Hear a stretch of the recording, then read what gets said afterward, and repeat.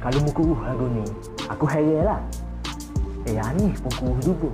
Lagi comel daripada mu.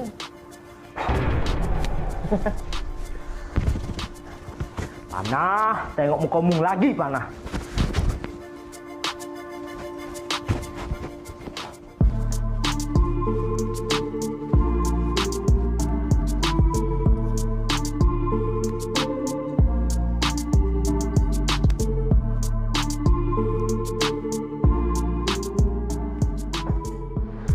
Hello, Assalamualaikum.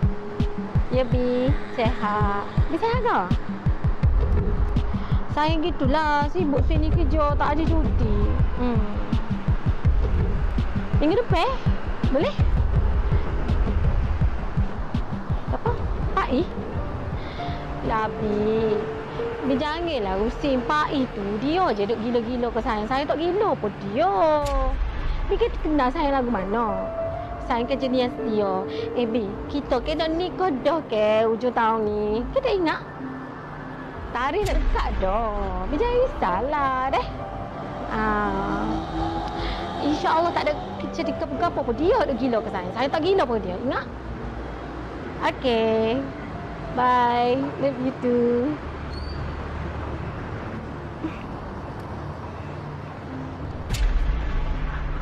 Bye. Kecek dengan siapa tu? Mak telefon dia ke apa. Dia tanya hari tu lagi tak balik. Pai. Lapar. Apa je kita makan?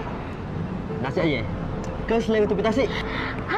Selera tepi tasik. Jom. Dah. Kalau kita awak siap dulu, saya tunggu, lepas tu kita pergi. Siap sekejap dah. Okey. Tunggu. Cepat sikit, jangan lambat. Okey.